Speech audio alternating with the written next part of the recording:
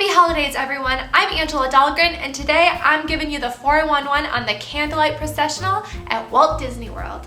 The Candlelight Processional is part of Holidays Around the World at the World Showcase in Epcot. As you walk past each pavilion, each country is decked out in festive Yuletide decorations. But the Candlelight Processional is something even more special. The Candlelight Processional shares the story of Christmas. Not only is it narrated by a celebrity, but it includes a 50-piece orchestra and a mass choir, and they perform a mix of both traditional and contemporary Christmas songs. It runs from November 27th to December 30th, and it's performed at the American Gardens Theater. The show takes place 3 times a day, 5 o'clock, 6:45, and 8:15. And for those wondering, the show runs about 40 minutes. Being that it's a beautiful performance and showcases a celebrity, you can imagine it's a very popular event to attend.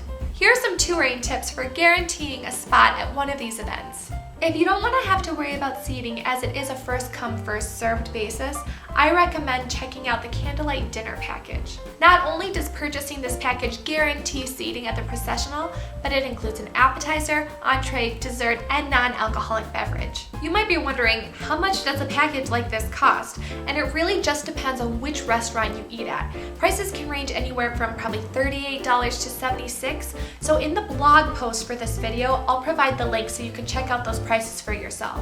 You can make reservations for this package by calling Disney Dining at I think 407-WDW-DINE. Now, if getting that dining package doesn't seem like it's for you, here's some other tips that I suggest. Weekday shows with more unpopular celebrities, although, a celebrity's a celebrity, tend to have lower crowds. So if you're there during the week, you might want to check that out. Also, even if you do have the dining package, I still recommend getting to the theater really early. I'd say at least an hour. So here's kind of how it works. About 1,000 people can fit into the theater, and you can bet that 50% will have gotten the dining package. So those people will be seated first at the Japan side of the theater. After all of the dining package guests have been seated, then they'll move over to the standby line, which is on the Italy side of the theater, and seat those standby guests.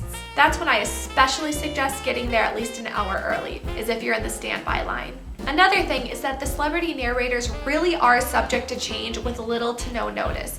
So keep checking and double checking on the Disney website to make sure the person you want to see will be there the day you attend. And here's a list of those celebrity narrators and the dates in which they will appear. And finally, if you don't make it into the theater at all, you can still hear the beautiful music and narration by the American Pavilion. You can also try standing in the back of the theater, although visibility will be limited. I hope I've given you some good information and tips about the Candlelight Processional at Walt Disney World, and if you have any questions, please let me know in the comments. I'm Angela Dahlgren, and that's it for this Trivia Tuesday. See you next time. Bye-bye.